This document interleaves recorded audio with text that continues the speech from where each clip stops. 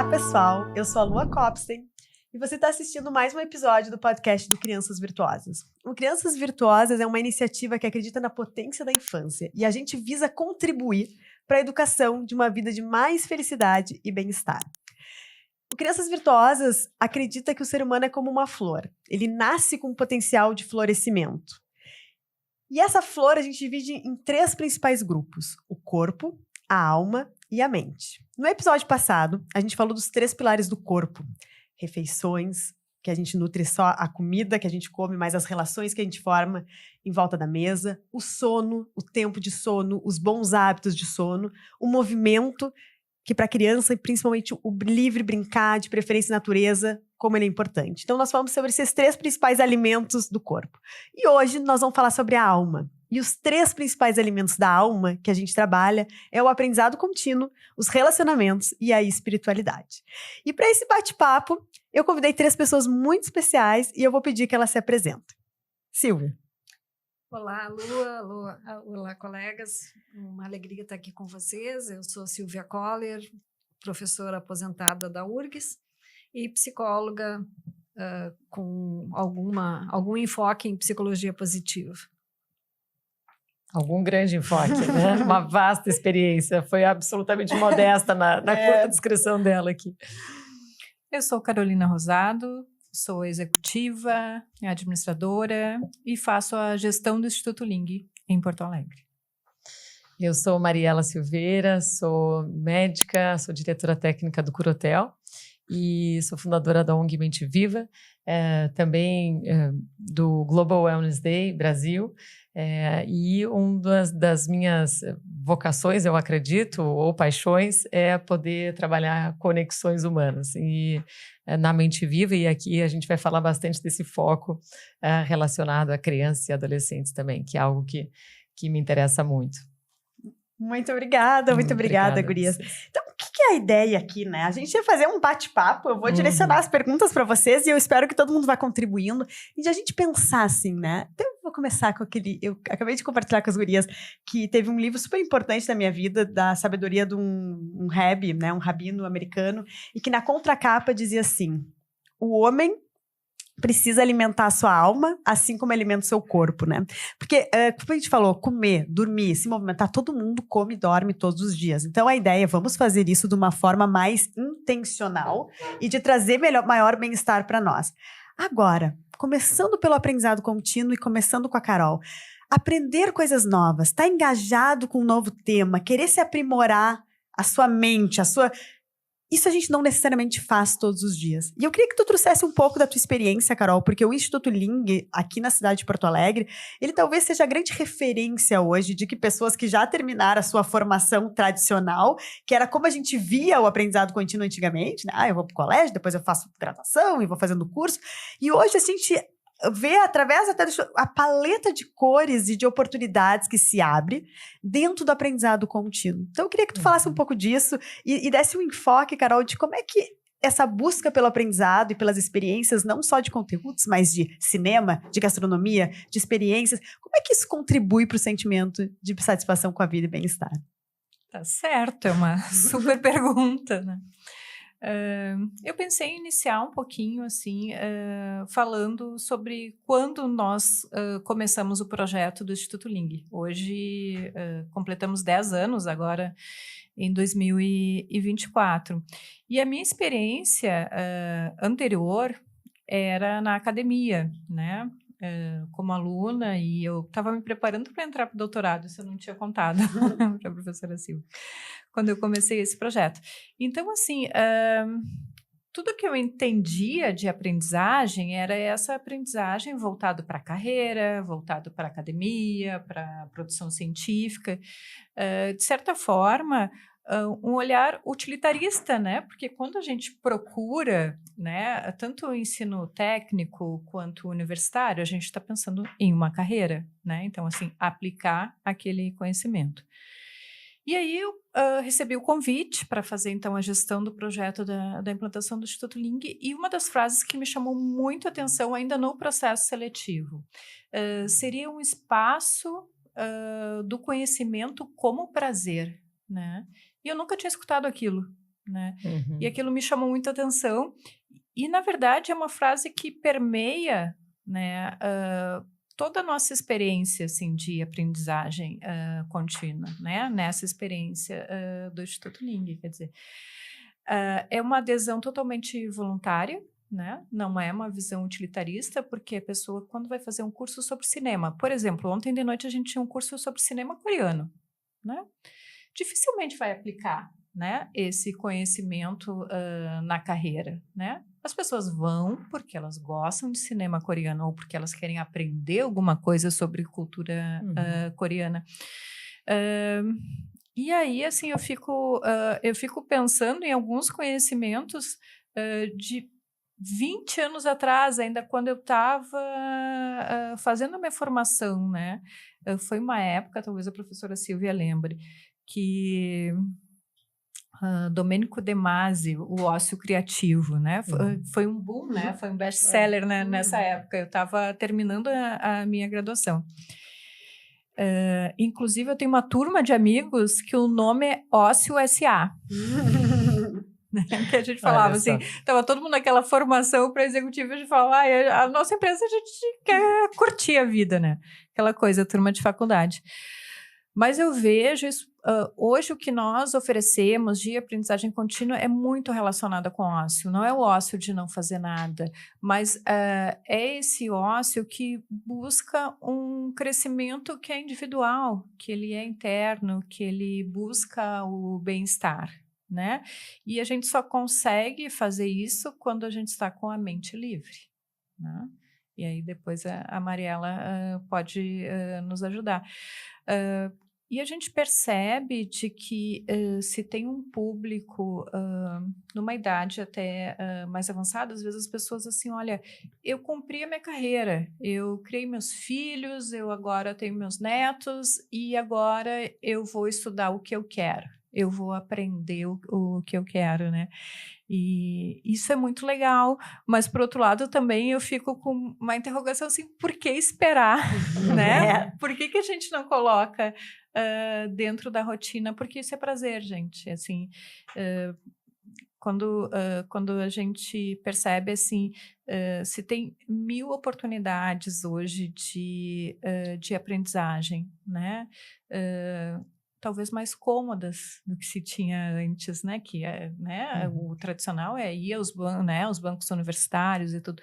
Hoje não, hoje existe uma enormidade, tanto do ensino à distância quanto de outras instituições, né? E então assim a gente começa a trazer essas temáticas também para as crianças, né? Como que a gente pode tá levando as crianças para dentro da área cultural com os mesmos objetivos? Não é aprender a escrever, não é aprender a ler, não, né? Talvez seja aprender um pouco sobre história, sobre arte, mas muito com a função lúdica, e essa função lúdica ela acaba perpassando todas as faixas etárias, né? E o aprender é o amor pelo aprendizado, né? Eu acho que isso para mim é um valor super importante, de tu amar aprender, né? Eu quero falar duas coisas. Uma é que os livros, né? Até o Conrado, deixa eu até pegar o livro dele aqui. O Conrado Schohauer, ele tem esse livro aqui, Lifelong Learner, o Poder do Aprendizado Contínuo, que é bem legal. E ele traz o conceito do CEP mais R, que a gente aprende através de conteúdo, experiência, relacionamentos e as redes que a gente forma, né? E uma coisa que ele traz que eu acho super legal, que daí eu encontro, assim, o quanto é importante a gente também saber o que a gente quer aprender. Que também o mundo começa a conspirar a favor. É quase assim, tu fica grávida, daí tu começa só a ver mulher grávida. Aí tu compra o carro tal, tu começa a ver só pessoas... O quanto que a nossa mente, alguma coisa fica aberta, que a gente vai... Se a gente sabe onde a gente quer chegar, o que a gente quer crescer, parece que a vida vai nos levando para aquilo, né? Então ele fala muito nessa questão. Mas eu tenho uma coisa, que eu sou uma pessoa apaixonada por livro. Até assim, eu tenho Kindle. Mas eu amo meus livros, eu risco, eu desenho. Até eu deixo recados para mim mesma nos livros, né? E eu acho que o hábito da leitura, de botar nas crianças o hábito da leitura, também é tu começar a exercitar o amor pelo aprendizado, porque eu acho que a pessoa, quando ela tem o hábito de ler, ou o hábito de frequentar programações culturais, né, da sua cidade, ela vai criando esses músculos, né, que vai levar de manter essa curiosidade, né, porque eu acho que tem muito essa coisa da infância, que a criança já é criativa, ela quer e depois alguma coisa acontece na nossa vida, que eu não sei bem o que é, que parece que a gente vai virando adulto e de uma forma menos lúdica, menos criativa, né? Vai perdendo esse brilho nos olhos de descobrir coisas novas. Eu fico pensando que esse tipo de aprendizagem hoje é como um cardápio, né? Tu tem muitas opções disponíveis, né? E muitas vezes a gente tem que experimentar, né? E pensar que nesse aprendizado entra também a questão da reflexão, né? Isso é muito... eu vejo que né, além do relacionamento, a reflexão mesmo sobre aquela experiência. Eu li há pouco tempo uma matéria, enfim, sobre uma instituição nos Estados Unidos que é basicamente uma casa. E como se cada sala fosse temas de interesse. Então, por exemplo, assim, a sala do cinema. As pessoas entram lá, se sentam e começam a conversar, e começam a trocar conhecimento, e começam a aprender juntos, sem nenhuma mediação, né? E isso acontece com diferentes temas, assim, e é uma estrutura... como se fosse uma casa mesmo, bem aconchegante, assim, com serviços mínimos, café, água, enfim. E isso é outra forma de aprendizagem contínua, através dos relacionamentos, que isso é, né, o que estavas trazendo, né, Lua? E eu vejo isso lá no Instituto muitas vezes, é interessante porque se formam casais, por exemplo. Então, as pessoas, por amar um tema, acabam frequentando o espaço e achando uma afinidade, enfim, né, um ponto de encontro mesmo, né? Justamente, criando novos relacionamentos, não só assim o tradicional, mas amizade, enfim, se criam grupos de amizade, por exemplo, clube de leitura, se cria um vínculo muito interessante. Então, é uma forma também de aprender fora dos bancos escolares e que envolve relacionamento, né? E isso é vida, né? E por que vocês acham, gurias, que aprender coisas novas faz tão bem para a alma? Vocês têm algum palpite? Isso aqui é palpite, né? Lá não tem pessoa. Mas assim, como é bom quando a gente... Né? Até um livro bom, né? Quando tu tá lendo um livro bom, parece que a gente se sente tão preenchido. Quando a gente tá... Eu acho que isso... Acho que, enfim, acho que existem vários motivos, talvez, para isso, mas um deles é que o conhecimento ele vai se expandindo, né? E a pessoa vê que quando ela amplia o seu ponto de vista, ela se sente maior com isso, né? Ela se sente com novas habilidades, com um olhar novo. Acho que isso pode, inclusive, participar dentro do aspecto até mesmo de empatia, quando o conhecimento ele acaba sendo ampliado, né? Que vai para além de um conhecimento simplesmente cognitivo, o que é importante, claro, são novas fontes assim racionais, né, de conhecimento, mas ele pode ser expandido até para essa parte mesmo que tem a ver com o relacionamento, com o olhar do outro, com o que está acontecendo. E acho que isso é uma das coisas intangíveis, mas que engrandece muito, né, o ser humano, né, que faz com que se perceba que é muito além do material. É uma coisa que ele não vai ostentar, né, porque não tem, né, a gente está num mundo tão, muitas vezes, que valoriza bastante o material, não existe nada de errado com isso, mas ele sozinho não traz essa amplitude e esse contentamento, né, do ponto de vista maior, assim, né, de alma. E eu acho que quando a pessoa se engaja num conhecimento diferente, não só ela amplia seu ponto de vista, mas como também ela se sente capaz de ampliar o seu ponto de vista, o que é muito importante também. Então, tem um aspecto objetivo, mas um subjetivo aí muito satisfação muito pessoal forte. até, satisfação né? pessoal, de ser. ver que se deu conta que pode mais e que não precisaria, por exemplo, ela pode ser uma grande especialista numa determinada área, né? Pode ser um físico, que na medida que o físico descobre que ele pode tocar um instrumento musical e se apaixonar pela música, e ele vai dizer, puxa, mas eu consigo ser físico e músico também, né? Que beleza isso. E a gente vai vendo essas multifacetas que nós temos e que às vezes a gente não se dá nem o direito, né, de fazer isso. E acho que na criança já muito rapidamente a gente acaba dizendo, mas qual é o jeito dessa criança? O que ela tem? Então vai para essa área, né?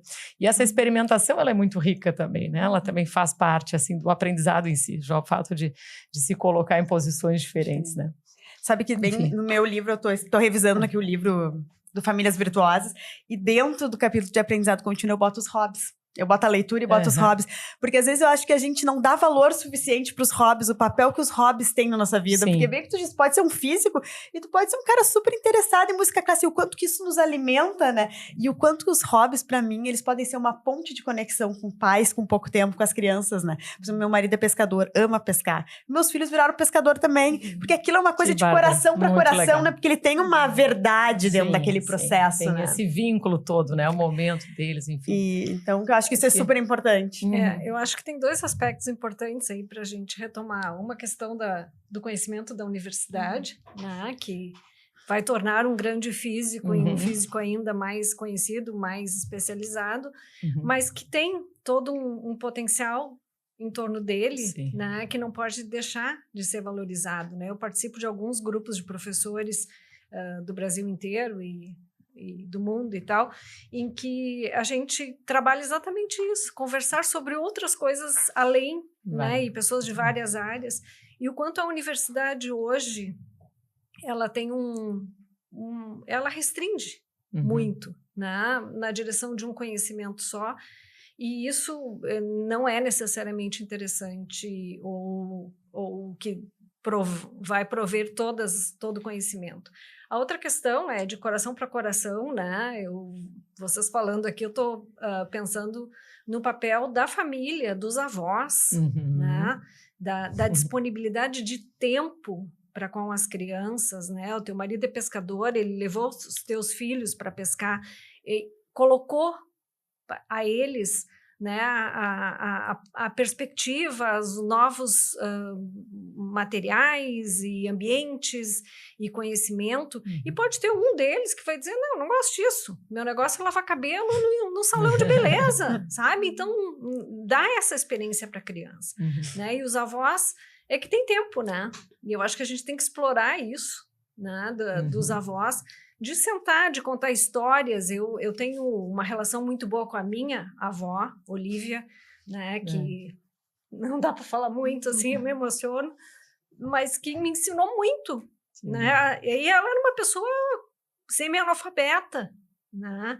E não tinha nada do que eu tracei na minha carreira, mas foi uma grande professora, porque ela tinha tempo de sentar, né, e estar comigo. Precioso. E ler historinhas e me ensinar a cozinhar, que é uma coisa que eu adoro, e mexer no jardim, né? Colher frutos, ensinou relacionamentos, plantar. Muito bem, ensinou relacionamentos, né? Sabe? E então, professora de vida quase, né? Com certeza. Né? Então, algo que que constrói junto, né? E que eu acho que as famílias virtuosas, né? A questão de poder informar e formar as crianças passa necessariamente pela disponibilidade da família, e o que a gente vê é que os pais e as mães estão super ocupados e correndo, a gente quase não tem tempo. Eu mesma criei minha filha, né, correndo, viajando e trabalhando, mas sempre privilegiando um espaço para ela, né, e também muito clara nos limites, né? Eu volta e meia dizia, Ariela, agora não, agora este tempo é meu, o que também ensina a criança, né, a traçar a sua própria individualidade e os seus interesses em alguma direção. Né? Mas é muito bom, porque esse aprendizado, ele realmente sempre vai ser de um ser humano para o outro, né? Então, já tem por si só como base o compartilhar, né? O compartilhar a experiência, o compartilhar o tempo, compartilhar a vida. E isso, assim, eu nem sei se isso é... Uma vez eu li que crianças pequenas, os pais deveriam ir no banheiro e às vezes deixar a criança entrar, porque ela tinha que, para te esfraldar, fazia parte, ver os pais irem ao banheiro. Nem sei, não tem embasamento, não foi uma coisa que eu pesquisei. Mas aí, voltando ao assunto, que hoje eu saí com meu filho para caminhar de manhã, e aí eu fui no salão. Minha TV tava desligada no salão, e eu sentei e pensei, ligo a TV... Peço para ligar, não, vamos ver o que vai acontecer. E aí ele veio e ficou mexendo em tudo no salão, entendeu como é que funciona para lavar e não sei o que. E eu vi que se eu tivesse ligado a televisão, talvez ele ia ficar hipnotizado naquilo e não ia aprender tudo aquilo. Então, tu falando, eu lembrando desse fato hoje de manhã, quando eu fazia minha escova para estar aqui, e pensando na importância dos avós de levar o filho tem que ir no mercado, tem que entender como é que funciona a vida, né? Porque tem uma escola da vida, a gente já estamos ultrapassando aqui o aprendizado contínuo, mas uma escola de como a gente vive a vida. Muito Tá, importante. nós temos que passar pro segundo bloco. Primeiro bloco, aprendizado contínuo. E agora eu quero começar com a Silvia, o segundo bloco sobre relacionamentos. Então, assim, de todas as coisas de felicidade, eu no meu treinamento, no meu workshop que eu dou sobre felicidade para empresa, eu digo assim, se vão lembrar uma coisa só para ter uma vida mais feliz, que seja invista nos relacionamentos. Silvia, de todo esse teu tempo aí que tu teve dedicada à pesquisa, a ver a importância do bom funcionamento, ótimo funcionamento humano, do teu trabalho com as crianças, o que vem dos relacionamentos? Por que o relacionamento é tido, e aí se tu discordar, discorda, mas como o fator mais importante para o sentimento de bem-estar e satisfação com a vida? Porque o relacionamento que a gente vem constituindo, desde o primeiro relacionamento intrauterino, né, com a mãe, é um relacionamento de amor, né, de confiança, de cuidado, e é um relacionamento que nutre as relações seguintes, né? A gente se apega com algum objeto de amor, né, como dizem os psicólogos acadêmicos, né, e é a partir desse primeiro relacionamento é que a gente vai aprendendo a ter empatia, a ter gratidão, né, a ter expectativas, a ter limites. Né? Então, essas questões de relacionamento são fundamentais para se estender para as novas relações, para as outras relações, ou não, né, que a gente também escolhe, não, com essa pessoa não fecha, né? Bem coloquialmente, assim, não é uma relação que eu quero nutrir, que eu quero tecer. Não é simplesmente uma relação de apego, né? Isso tem alguns teóricos que falam em relação de apego. Não, é uma aprendizagem que vai desde a confiança até o total descrédito do amor, até o total desamor, mas são relações que aos poucos a gente vai construindo, né, ao longo da vida. E essa questão de viver em grupos, porque os homo sapiens, se a gente vai para nossa espécie, a gente sempre viveu, a gente nem sobrevivia sozinho na selva, né? Isso também deve ter um fator, assim, da vida em comunidade, né? Porque isso é uma coisa que eu penso, tem aquele ditado africano, né, que é preciso de uma aldeia para criar uma criança, né? E eu vejo o quanto que as pessoas estão muito solitárias hoje, né? E até eu quero finalizar entrando na questão das telas, mas eu acho que o quanto que todo mundo tá solitário. Às vezes tá todo mundo em casa e tá todo mundo solitário em casa, né? E o que a gente tem para aprender com a criança? Porque a criança me parece ser, assim, um serzinho. Às vezes eu sempre penso, assim, que a criança chegou, assim, é uma alma fresca, acabou de chegar. Ela parece que é um ser humano mais conectado com a humanidade. Às vezes o adulto já tá todo adornado de coisas cabrando na vida, né? E tu vê como a criança chega na pracinha e ela já quer brincar. Em geral, né? Claro que tem crianças mais introspectivas, mas em geral tu vê as crianças brincando mais em grupo, né? É que a gente também tem muito a visão de que a criança tem que aprender com a gente, né? E eu acho que a gente tem que se despir um pouco dessa perspectiva e ver quanto a gente pode aprender com eles, quanto eles nos ensinam das relações mais humanas, mais primordiais, mais primitivas, num sentido positivo ou não, do que é ser humano, né? Eu acho que sim, eu acho que as pessoas hoje em dia estão tremendamente sozinhas, e sozinhas ainda que acompanhadas, né? E às vezes se conectando com pessoas em Tel Aviv, em Londres, em São Francisco de Paula, enquanto a pessoa do lado está precisando, né, muito de acolhida, de atenção. E quando se fala de criança, mais ainda, né? É aquilo que falamos antes, né? Os pais estão cheios de tarefas, cheios de demandas, cheios de preocupações, também têm as suas telas, né? E às vezes os seus interesses, e perdem um pouco a perspectiva, né, daquele ser que tem muito para ensinar para ele, né? Quanto a gente pode aprender com uma criança, né? Quanto se aprende com uma criança. E eu acho que se a gente se permitir, né, assim, alguns minutos do dia, todos os dias, aprender com as crianças, a gente vai se surpreender muito, né, do tanto que eles podem nos ensinar, né? Com certeza, com certeza. Eu gosto muito do que disse Tojobim, né? Vinícius de Moraes, na verdade, depois Tojobim, que era é impossível ser feliz sozinho, né? Então, quando o poeta escreveu isso, na verdade, talvez estava até falando de amor romântico, mas isso se amplia tanto mais do que o amor romântico, se vai falar de relações, né? De relações humanas, né? Seja a relação de vínculo, de família, né? De pais, de filhos, né? De avós. Não podemos mesmo ser felizes sozinhos. Essa é a questão do ser humano, né? Essa é a nossa questão tão única, tão própria. E toda vez que esse ponto central entra em dificuldade, a pessoa vai ter uma dificuldade para a vida inteira, né? Para todos os outros aspectos, né? Porque a gente realmente precisa disso aí. É que hoje não estar sozinho é ter muitos seguidores no Instagram. Né? Só que não, né? Só que não. Exatamente. Né? Quer dizer, todo mundo sabe da tua vida, todo mundo acompanha o teu cotidiano, o teu dia a dia, e às vezes aquilo que está aparecendo para os outros não tem nada a ver com aquilo que tu está sentindo lá no fundo. Exatamente. E do que tu está precisando. Exatamente. Né? Quando tu está precisando aparecer bonita no Instagram, né? Ou vender algum produto, às vezes tu está precisando muito mais de um colo, né? Isso mesmo. E de te dar conta daquilo que efetivamente poderia te fazer feliz. E novamente, isso às vezes é o que é ensinado, né, para as crianças, né? Quantas das crianças hoje a gente chega em sala de aula e pergunta qual é a profissão que vocês desejariam? Quantas crianças falam que é youtuber, né? Porque é aquilo que está sendo mostrado, né, da tela para fora, né? Mas está longe de ser... Tá longe de ser uma realidade mais profunda, né? Do que é, quem realmente é aquela pessoa, o que é, né? Qual é a alma daquela pessoa, quais são os seus desejos de alma e tal. Mas, enfim, então isso às vezes acaba sendo ensinado, né, para a criança, que esse é um tipo de relacionamento. Tudo bem, não estou falando aqui que a gente não vai contar com o mundo do jeito que ele está hoje, tá bem, mas ter esse equilíbrio e exercitar essas relações verdadeiras do olho do olho, né? O exercício de compreensão, de empatia, de microexpressões, que a gente só consegue fazer isso através de realmente estar junto, né? E sentir quem é essa pessoa, através do tempo disponível para isso, né? Então, proteger tempos para que isso sejam disponíveis. E do toque, né?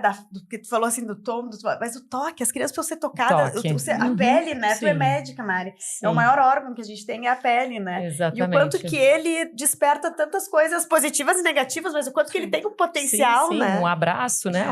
O que é a representação de um abraço, quando o pai e a mãe abraçam uma criança, quando o familiar abraça, né? Isso aí ele vai muito mais do que algo falado, né? Isso tem uma percepção sensorial imediata, né, de acolhimento, né, de vínculo, de pertencimento importantíssimo. E é isso. Isso é tão maravilhoso, né? Porque às vezes eu adoro, eu trabalhei, né? A gente falou antes, eu trabalhei 12 anos no Instituto Gerdau com projetos sociais, então eu tenho também uma história do terceiro setor, então eu odeio soluções elitistas. E o que eu mais amo na ciência da felicidade é que são soluções que estão ao alcance de todos nós. Porque a felicidade está muito mais num amigo que tu vai conversar, num abraço. Isso. Então, assim, eu acho isso fantástico. Porque se pra ser feliz, se tivesse que ir pra Disney, ou tivesse que ser um youtuber, ia estar muito complexo. Mas e é uma coisa louca o quanto que a nossa sociedade está se afastando das coisas mais essenciais para uma vida positiva. E aí tu pergunta para um pai, o que tu mais quer pro teu filho? Eu quero que ele seja feliz. Bárbaro. Abraça ele. Tenha tempo de qualidade. Vão na praça. Tenham refeições em famílias, faz uma oração, uma meditação que for antes de dormir. São coisas tão... São coisas simples, isso são coisas... Eu costumo dizer, ainda bem, né, que as soluções elas são de saúde pública, sim, elas são simples. O que a gente precisa fazer é trazer mais dessa conversa, mais dessa reflexão e oportunizar. Não ir contra todo um modelo, talvez, de vida que esteja por aí, não acho que precisa ser algo radical, mas eu acho que essa combinação, esse balanço, essa proteção de agenda para que aconteça realmente esse exercício do que é o vínculo verdadeiro, ele é muito importante. E a verdade é que possível. O nosso dia a dia está cheio de oportunidades, né? É só a gente te lembra, a Mari que escolheu o livro, o nome do A Vida Nesse Minutinho foi a Mari que deu. Antes da tua palestra na Escola de Paz, porque eu disse, e a vida... E eles, tu lembra disso? Esse nome é perfeito, a vida nesse minutinho. O quanto que a gente tem que se entregar para esse minutinho. Eu sempre digo que a vida é feita de hoje, né? Porque às vezes a gente fica com grandes, né, programações, não que a gente não possa ter, isso é ótimo, mas ela está acontecendo agora. agora, né? Então, não desperdiçar, né? Esse minutinho mesmo. Agora, entrando antes de a gente sair de relacionamentos, o meu terceiro livro é O Baldinho Invisível, né? E ele traz essa ideia de que todos nós temos baldinhos, que são baldinhos invisíveis. E quando o baldinho tá cheio, a gente se sente feliz, e quando ele tá triste, vazio, a gente se sente triste. E aí o menininho tá ali na história e a mãe explica que os baldinhos ficam cheios com as coisas boas que a gente faz, com os nossos atos de bondade. E que eles estão muito nisso, em dar um sorriso, em dar um abraço, em conversar, em fazer um amigo novo, em compartilhar. E eu queria, assim, que vocês falassem um pouco, se alguém tivesse para contribuir, o que é essa questão do ato de bondade, né? Por que a bondade, o fazer um ato pro outro, quanto que isso contribui pro nós? É quase egoísta, tu quer ser feliz, ajuda os outros, porque aí tu vai ser feliz. E até no livro eu disse que o milagre, que quando tu tira a areia do baldinho de alguém, quando tu faz alguma coisa ruim para outro, os dois diminuem. Mas quando tu enche o baldinho de alguém, quando tu faz um ato de bondade, os dois baldinhos aumentam, todo mundo se sente bem, né? Então, assim, dentro dos relacionamentos, né? Porque quando fica pensando assim, se a gente tá fazendo aqui uma discussão mais filosófica sobre como é que a gente alimenta a alma para felicidade, qual a importância dos atos de bondade? Bom, quer começar, doutora Silvia, depois eu vou lá. O baldinho pode se encher muito com um mero sentimento de gratidão, que não é um mero sentimento, né? Cada vez que eu leio O Baldinho Invisível, eu me encho de gratidão, né, pela atitude da mãe, de ensinar isso para a criança, e de quanto ele mesmo se sente feliz com ele mesmo, né? Aquele sentimento pessoal de eu estou fazendo alguma coisa e estou me sentindo grato por isso. Não precisa outra pessoa te agradecer, né? Eu acho que um dos sentimentos piores que alguém pode ter na vida é ser ingrato, né? E se dar conta disso. Né? Eu acho que isso gera tremendo sofrimento, né? Então, essa questão da gratidão é fundamental e a gente não pode perder de vista, inclusive de ensinar para os filhos da gente, para as pessoas, para as crianças em torno, para os adultos também, né? Seja grato por aquilo que tu tá recebendo e também pelo que tu tá fazendo pelos outros ou pelo que tu tá sentindo, pela tua atitude positiva com relação à vida. Seja grato por ler um livro, seja grato pelo sol, o dia lindo que está hoje, seja grato pelo café, né? Por coisas pequenas, simples. Até pela chuva, né? Que hoje em dia a gente nem pode falar muito isso, mas sabe? Então, Silvia, tu que é pesquisadora, aposentada, quanto que isso é personalidade, né? Porque eu vou te dizer assim, ó, eu sou uma pessoa que nasci mais felizinha do que a média. Então, às vezes, eu até me sinto meio constrangida. Porque tem gente que tem uma nuvem, às vezes, mais negra. É um jeito. Eu tenho 3 filhos, né? Não vou dizer qual, eles até sabem. Mas, assim, um nasceu mais sorridente, um já nasceu mais chucro. Como é que é a personalidade? Chucro, não vou entender as audiências fora. Gaúcho, né? O que é? Como é que é a personalidade nisso, né? Porque a personalidade impacta, né? Com certeza, mas eu acho que também aí vai da criação, né? De tu poder mostrar para a criança quando ele deve ser grato e respeitar, né? Porque a gratidão de cada um tem níveis. É diferente. Né? É diferente, tu não pode exigir, né, que todo mundo seja feliz que nem tu, né? Eu acho que a gente pode mostrar as coisas positivas, as coisas saudáveis. Olha o que tu tem em volta, olha a pessoa que tu és, olha as coisas que tu constrói, olha as tuas qualidades, né? Olha tudo que tu evitou de ruim na tua vida. Né? Hoje em dia, ser grato é tomar um remedinho e dormir, muitas vezes. Né? E aí eu entro na questão, né, de quantas pessoas estão se medicando para poder ser feliz. Né? E quanto isso é divulgado e quanto isso é nutrido nas nossas relações. Porque, sim, as pessoas fazem dietas, fazem yoga, fazem caminhadas e tal, e depois tomam um remedinho para dormir. Né? Quer dizer, eu acho que são coisas que a gente pode ir respeitando ao longo da vida, mas também nutrindo. Perfeito. Né? Que daí só eu quero botar um tempero. E aí também, porque uma das coisas que eu, né, parte da felicidade é a infelicidade, porque ninguém é feliz o tempo todo, uma vida boa é cheia de altos e baixos, e eu acho que parte disso é a gente conseguir aceitar esses momentos ruins e não querer estar sempre no up, né? Porque até para complementar, já que eu vou passar para doutora Mariela, não é só para dormir, as pessoas estão tomando remédio para tudo, e eu fico impressionada agora, para acordar, para dormir, e agora tem todos esses remédios dos saudáveis, para ser mais saudável, as mães estão medicando os filhos, porque tem que se tomar essa vitamina, o cérebro vai se desenvolver melhor. Esse excesso, né? E essa falta de...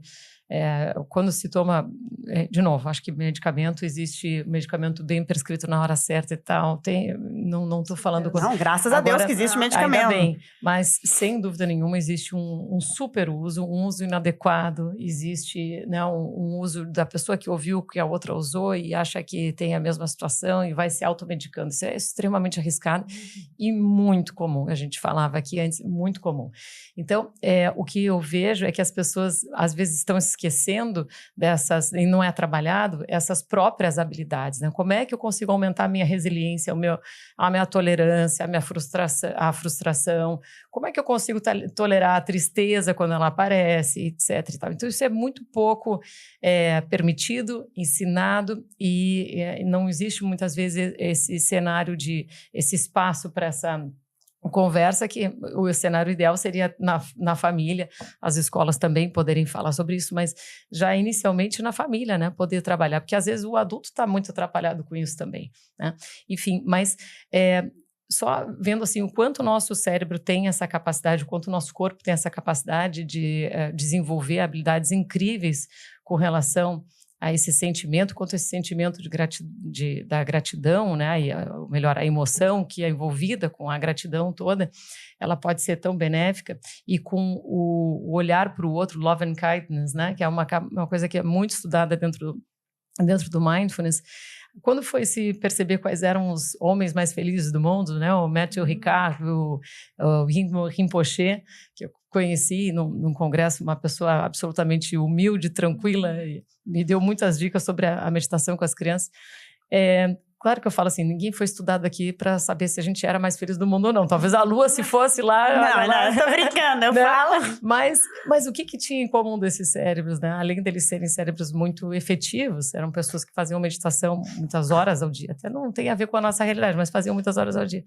Esses cérebros, eles tinham a área de junção temporoparietal, a área que é muito relacionada com empatia, com compaixão, absolutamente desenvolvida. E o que é bom a gente ver é que os trabalhos que mostram também que em adultos, que mesmo que não estão aqui na nossa realidade, fazendo meditação por pouco tempo, 23 minutos, uma média em 8 semanas, já se consegue ter aumento nessas áreas, entende?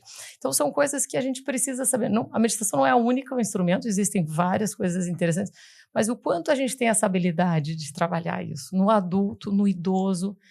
No idoso, tem muito trabalho mostrando as diferenças no idoso.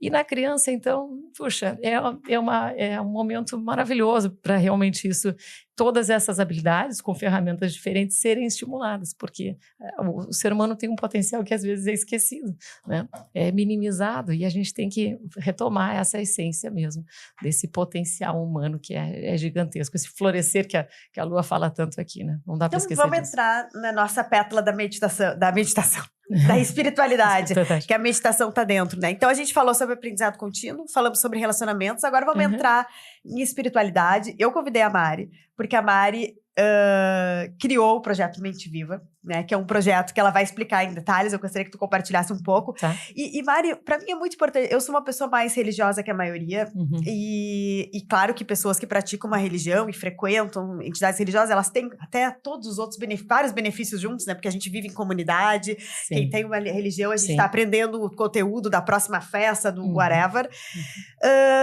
Mas a maioria das pessoas que eu convivo não tem uma religião ou não tem uma crença de fato. E elas não ficam de fora do campo da espiritualidade. Eu acho que isso para mim é uma coisa super importante, que é como trazer as pessoas que não têm religião. Até ontem eu fui pesquisar um pouco sobre o Brasil, mas o Brasil é um país que muito grande parte da população religioso. Se declara como religioso, né? Sim. Mas eu até vejo no meio que eu frequento, dos meus pares, assim, eu vejo que as pessoas, eu sou dessa religião, mas não é que é a que pratica. E tudo que eu leio sobre a questão do pilar da espiritualidade dentro da psicologia positiva, dentro desse grande movimento do mindfulness, que é muito grande nas universidades americanas, o quanto que existem outras formas de a gente acessar a espiritualidade, que não através da religião, e era sobre essas formas que eu queria que tu nos compartilhasse hoje. Bom, esse pilar, eu acho que não resta dúvida, assim, todas as maiores universidades, melhores universidades do mundo inteiro têm um capítulo, né, um lugar estudando especificamente sobre isso, com muita propriedade, com muita seriedade. E se viu que realmente o impacto ele é enorme. Tem trabalhos de saúde física, são muitos de saúde mental, emocional, tá? Todos os benefícios que tem. E das mais diversas religiões também, né? Então tem trabalhos fantásticos do judaísmo ortodoxo, comparando com não ortodoxos, o benefício na saúde cardiovascular, evitação de AVC, é fantástico. Mas tentando focar um pouco mais, e aí tem de várias religiões diferentes, né? E comparando tem até a uma religião lá na Califórnia, né? Que parece que é o grupo mais longevo do Loma mundo. Linda, isso, Loma Linda. Na Califórnia, é uma das Blue Zones, e eles são adventistas, então eles têm uma série de práticas que são muito saudáveis, tanto físicas quanto da questão do convívio também, como tu falaste antes. Então, assim, esse campo ficou realmente muito fértil de pesquisa, não restam dúvidas desse impacto, se vê, inclusive, impacto na questão de longevidade, se conseguiu ver que estar conectado com fé, religiosidade ou espiritualidade pode ter um aumento de expectativa de vida de até 6 anos, tirando todos os outros fatores, apenas com esse fator de peso, assim. Então, é muito expressivo. Agora, realmente, quando a gente fala de espiritualidade, a gente pode dizer que tem um autor que classifica entre a espiritualidade horizontal e a vertical. Então, a horizontal teria a ver com os nossos relacionamentos, com a nossa visão de mundo, como a gente se relaciona com a vida, com o mundo. Então, horizontal. E a verticalidade, o aspecto vertical com o divino, com algo superior, né, a gente, que tem Deus, enfim, com outras nomenclaturas. Então, ele é um campo muito vasto. A gente, às vezes, na Mente Viva, que nós fazemos, então, meditação com crianças e adolescentes, né, desde 2007 nas escolas, nós pegamos pessoas de diferentes religiões, famílias de diferentes crenças e tudo.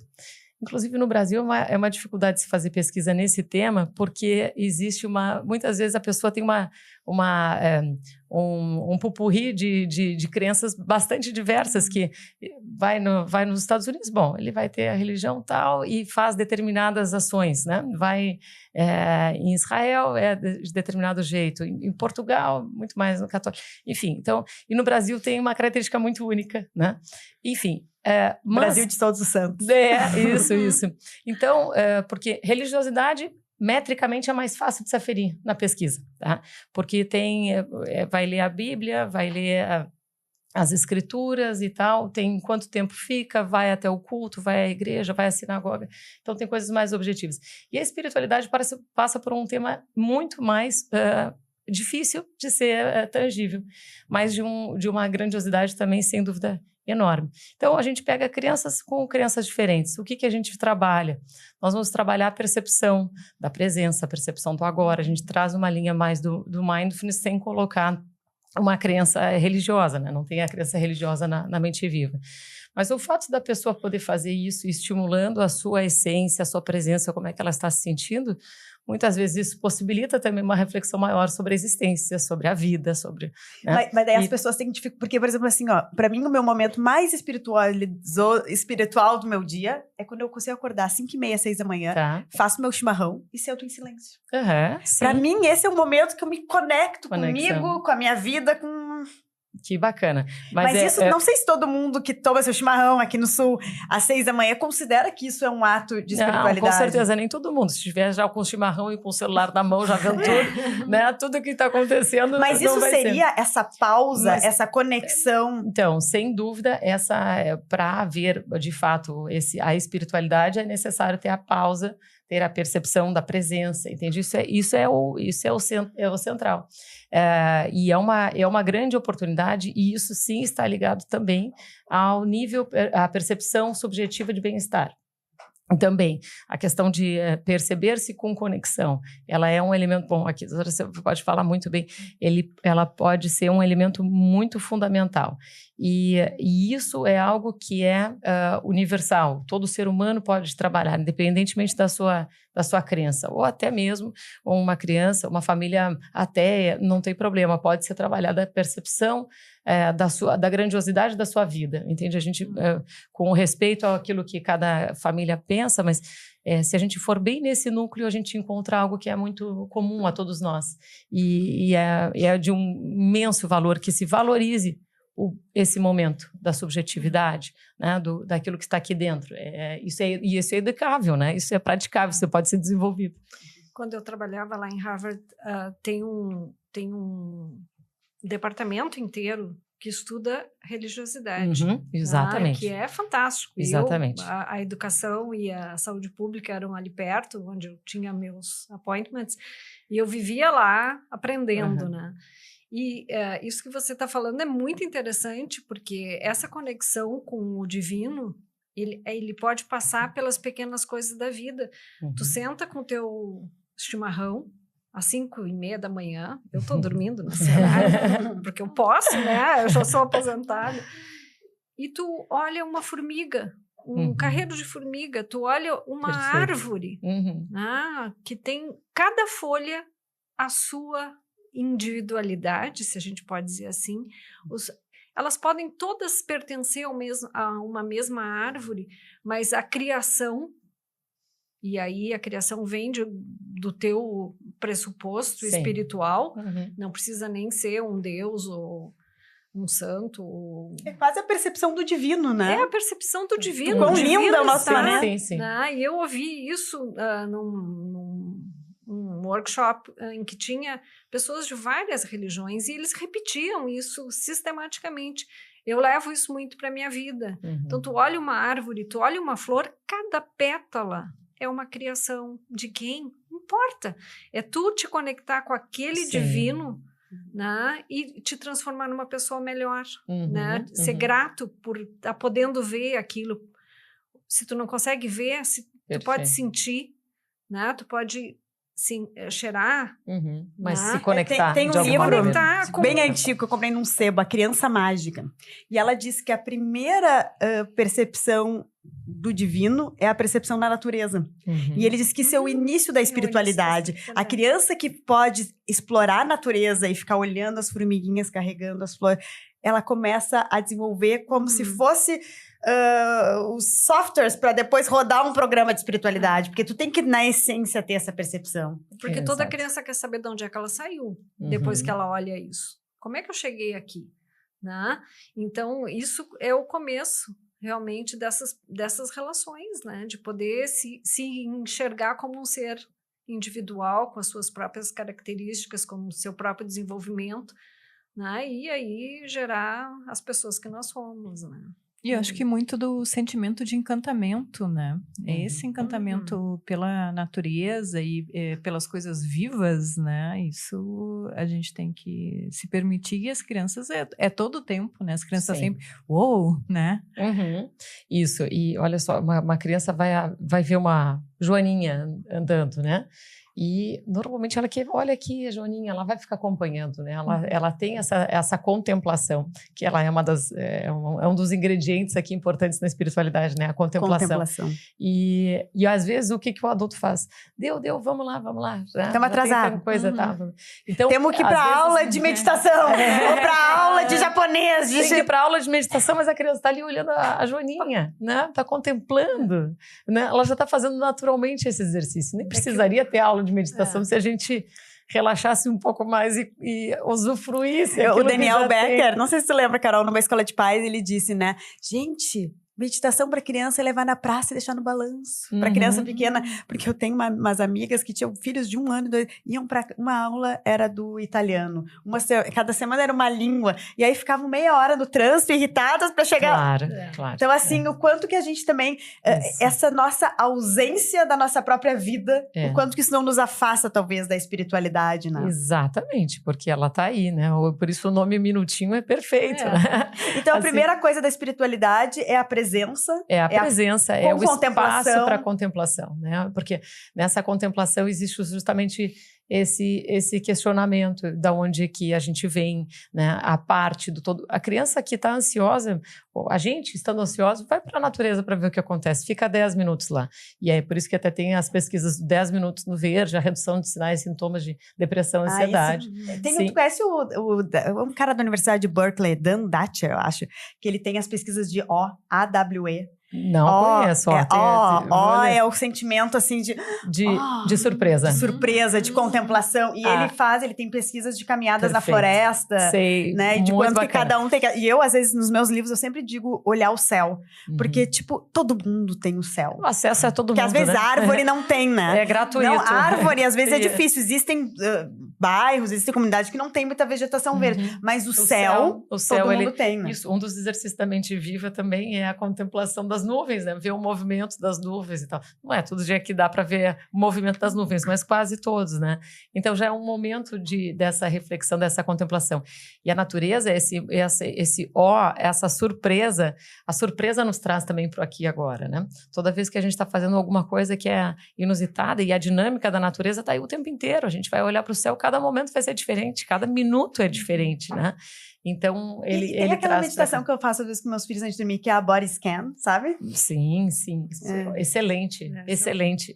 Que é assim, a gente, você sabe... De percepção corporal, né? De sensação de se dar conta, das partes do corpo, mas do volume que ele ocupa, né? E quando a gente está pensando na respiração, ou em cada parte do corpo, a gente se dá conta que isso não é nem antes, nem depois, tá aqui, né? O corpo é o trazer a mente junto ao corpo, né? Então, é um exercício simples e espetacular, funciona muito bem. E a outra que eu faço, que parece uma reza, mas ela que era da Loving Kindness, que é da Sharon Salzberg, eu acho, né? Que é a pesquisa dela. Excelente. Eu acho isso super... Fala um pouquinho dessa aqui. E uma coisa que ela fala no livro que eu achei maravilhosa, ela assim, a gente se colocar num papel de poder estar abençoando os outros, né? De desejar coisas boas. Isso já te coloca num papel especial, né? Então, assim, todo dia antes de dormir, a gente pensou cada uma das avós, a gente diz os nomes, a gente fala os coleguinhas, a gente fala as professoras, a gente fala os porteiros, aí a gente fala todo mundo que a gente foi encontrando, termina com o mundo inteiro com a tua paz. A gente deseja paz para o mundo inteiro. Isso. Eles têm vários tipos dessa meditação, mas um dos mais usados, a gente vai falando de 4 esferas, né? Assim, então, primeiro se vê a si mesmo, depois vê as pessoas mais da família, mais próximas, amadas, depois se vê, às vezes, alguém com quem teve até algum tipo de dificuldade, isso também é bem delicado fazer, e nem sempre se deve fazer, e depois se vê a relação com o contexto geral, né, do mundo, da natureza, da vida. E isso, se sabe que essa daí é uma das que tem mais benefícios, vamos dizer assim, benefícios neurológicos, ele tem muito, foi bem medido, e de níveis de bem-estar. Tem um outro autor que é o Alan Schlester, ele é da NYU e ele tem estudado muito crianças e adolescentes e o foco está sendo mindfulness e felicidade. E eles pegaram os CIDs, vamos dizer todos, e viram que sinais e sintomas de toque, do TDAH, eles foram reduzindo, porque o foco era a felicidade. Olha que coisa fantástica isso. Como isso é mudar, né, o nosso paradigma, assim, em geral, né, que o foco é da doença. Através da melhora, do incremento da felicidade, eu consigo ter essa redução toda de diversos sinais e sintomas. E, claro, a medicalização também, ainda bem, consegue ser reduzida, né? Então, acho que é muito bem disso. Legal. Eu acho que com isso vamos encaminhar para o final da nossa entrevista. E aí eu queria que a gente falasse mal um pouco, todo mundo falasse um pouco mal de cada uma das telas. Porque, no fim, quando a gente fala de saúde da alma, eu acho que as telas estão atrapalhando muito a saúde da alma. Então, eu queria, Carol, começar contigo para, né, fazer um apanhado, até falar um pouco da pandemia, né? E eu me lembro do William Ling, né? Que é o idealizador lá, um dos idealizadores do Instituto Ling. Ele disse que quando a gente pensou no Centro Cultural, a gente pensou nisso num lugar de encontro de corpos, né? Com toque. Mas, claro, eu fiz, na pandemia, eu descobri milhões de cursos online, eu descobri todos esses das universidades americanas, que eu deixo a dica para quem fala inglês, é de graça. Né? Se tu quiser o diploma, tu paga e não é alto. Então, assim, se abre, obviamente, com as telas na questão de aprendizado, mundo de oportunidades, né?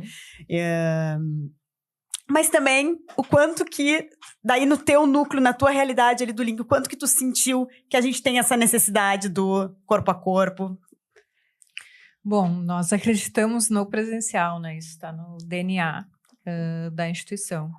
Isso não quer dizer que na época da pandemia que a gente não se adaptou. Acho que a gente tem uma capacidade de resiliência enorme. Então, a gente viu aquele momento bem como emergencial. Até agora, depois de todos esses anos, a gente vai voltar agora em setembro com uma formação à distância. Nós acreditamos nessa conexão, né? As pessoas vão para se encontrar, para se ver, para encontrar pessoas com interesses semelhantes, né? E isso está no nosso DNA. Até porque o Instituto Ling, para quem nunca foi, tem que ir. É um dos lugares mais lindos de Porto. Só de tu estar lá, tu já te sente bem, verdade. né? Muito, muito bacana. Eu sou suspeita, né? Eu digo que é uma beleza que não cansa, sabe? Porque, enfim, tem, cada espacinho foi pensado para que a gente se sinta bem. Mas, assim, ó, o que eu vejo, né? Acho que além dessa questão assim, profissional, enfim, que eu vivo, eu tenho um menino de 8 anos, né? E é uma luta eterna, né? Para tirar das redes, assim, isso até devo também à Lu, assim, né? O quanto o Escola de Paz me ajudou, assim, a compreender isso lá em 2017, o quanto as telas, né, fazem mal às crianças. Então, é uma luta eterna, Eu sou uma pessoa que eu não gosto de rede social, por exemplo. Eu tenho profissionalmente tudo, mas eu digo pro pessoal que trabalha comigo, inclusive a gente trabalha com redes sociais, eu acho o final do mundo, me perdoe, assim, mas eu realmente acho que é um desserviço, assim, para a humanidade, porque se cria muitas ilusões, assim, e se foge, às vezes, um pouco da verdade, né, da nua e crua, né. Então, assim, E o quanto que a atenção, às vezes, também fica fragmentada, né? Na questão, é diferente uma experiência presencial do que uma experiência de aprendizado e de tudo, né? Até segunda-feira eu fui no Luciano Leães na Luana, que eles estão gravando uma nova música, e eles disseram, ontem a gente foi no cinema, que vintage, porque ir no cinema é quase uma experiência do passado. Mas uma das coisas que a gente falou assim, mas ali tu tá entregue, porque hoje até pra ver um filme em casa, ou um documentário, tu tá ali recebendo um e-mail, daí tu faz, né? O quanto que a gente fica, não se entrega daí, né? Aquele momento por inteiro, né? De aprendizado. Eu queria terminar fazendo um convite, né, que as pessoas lembrassem, né, o quanto aquele sentimento de turma é importante, né, e quando a gente volta, assim, a estudar, a gente vira as crianças, né, eu sempre digo, eu adoro estar estudando além do conhecimento, o sentimento de turma, né? De tu ter uma nova turma, isso é muito especial. E quando isso é coisas que só o presencial te gera, né? Os colegas. Os colegas. Mas então, a gente cria um grupo no WhatsApp, né? Cria, óbvio. E no Insta, enfim, né? Todos os grupos possíveis online.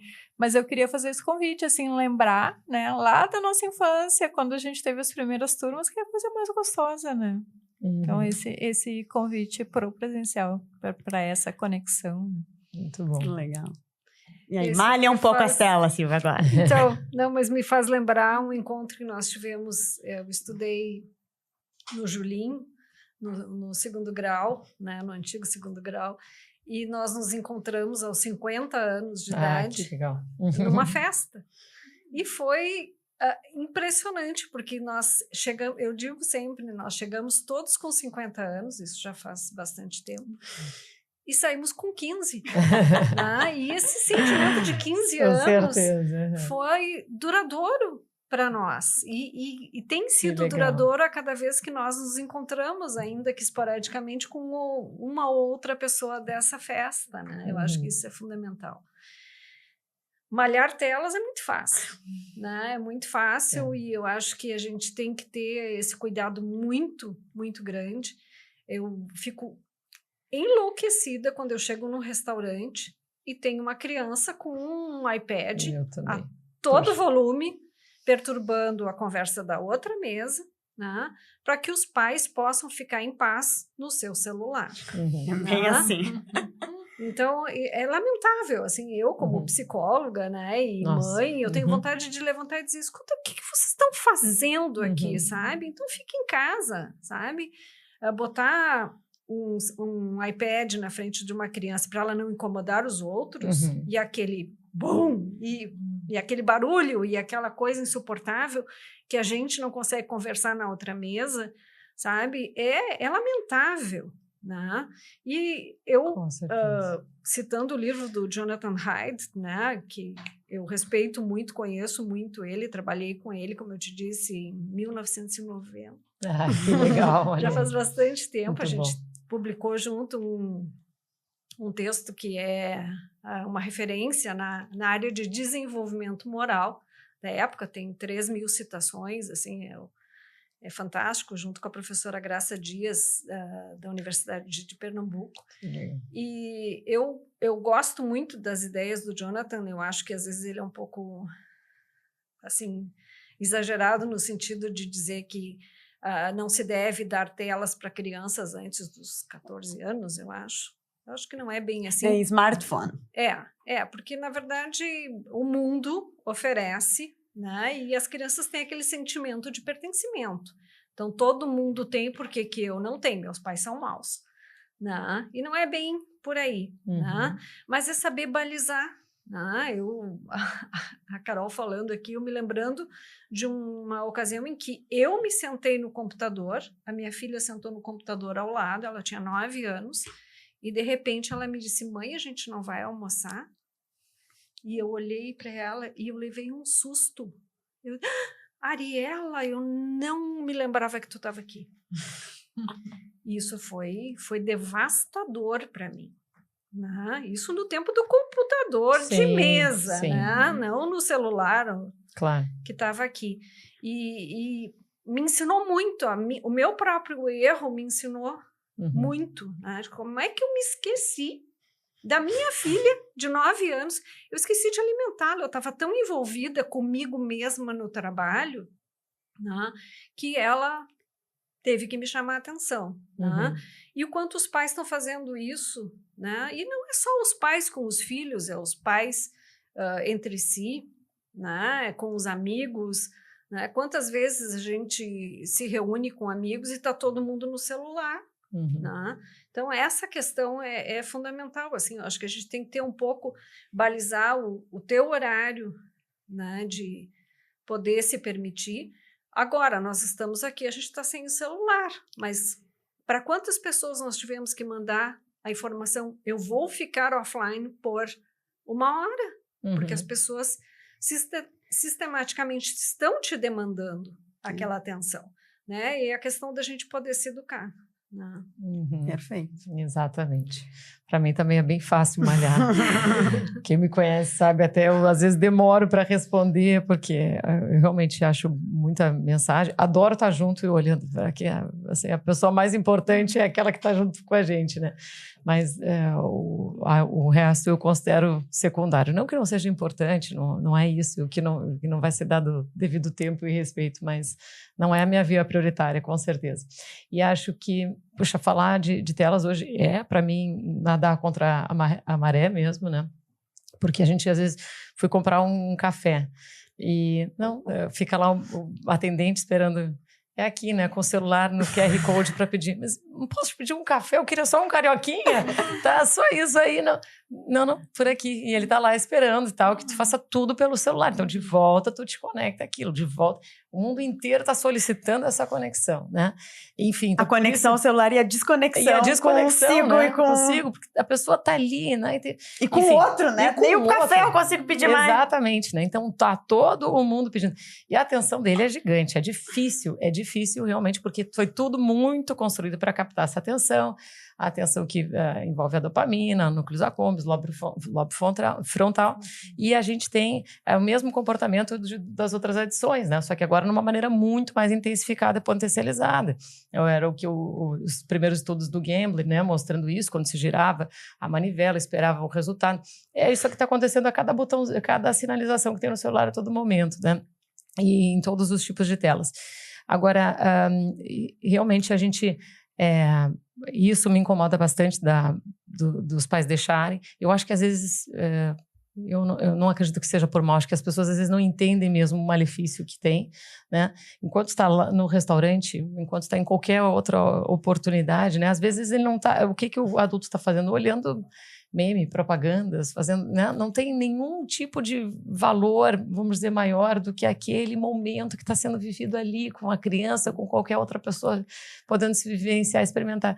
E ele está educando isso, né? Então, como é que não vai partir da criança essa mudança? Então, é fundamental, assim, a escola de pais, né?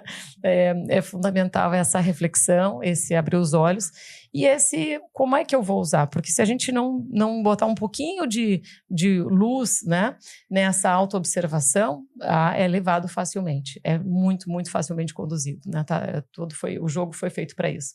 Um pouco mais de luz na autoobservação pode dar, bom, eu vou ter o tempo para responder a mensagem e vou ter o tempo de tela e vou ter o tempo realmente de vida real, de offline. Acho que esse equilíbrio é um desafio e muito, muito necessário, porque é isso, senão a gente perde. Bom, tem um trabalho até, estudo piloto, enfim, mas mostrou já que tinha essa redução em áreas relacionadas à empatia em adolescentes com uso de tempo prolongado, que era mais de 4 horas ao dia. Puxa, mais de 4 horas ao dia na nossa realidade é uma coisa fácil, né?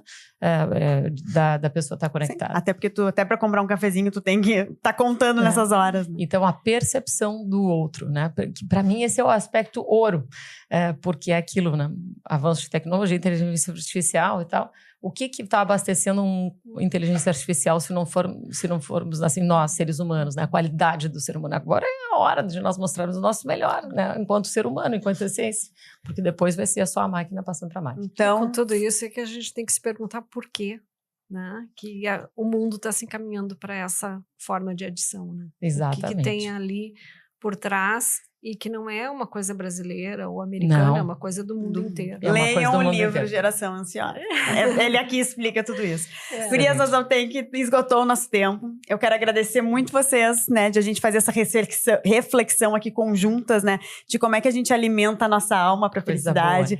E eu tenho certeza que fazer a turma e aprender coisas novas em turma e estar presente nos relacionamentos e estar presente na sua própria vida são coisas que vão nos ajudar. Eu quero entregar aqui para a Lu, que vou mostrar aqui o presente, que é o nosso livro 365 dias, meditações, né, para crianças e para adolescentes, com muito carinho, feito por mim e pelo meu querido Paulo, meu braço direito. E aqui o nosso guiri, que é o macaquinho, que como a criança pula de galho em galho, vai e descobre, tem a criatividade, tem o aprendizado, mas tem um momentinho também que ele pode também ficar... Quem quiser comprar, compra onde, Mari?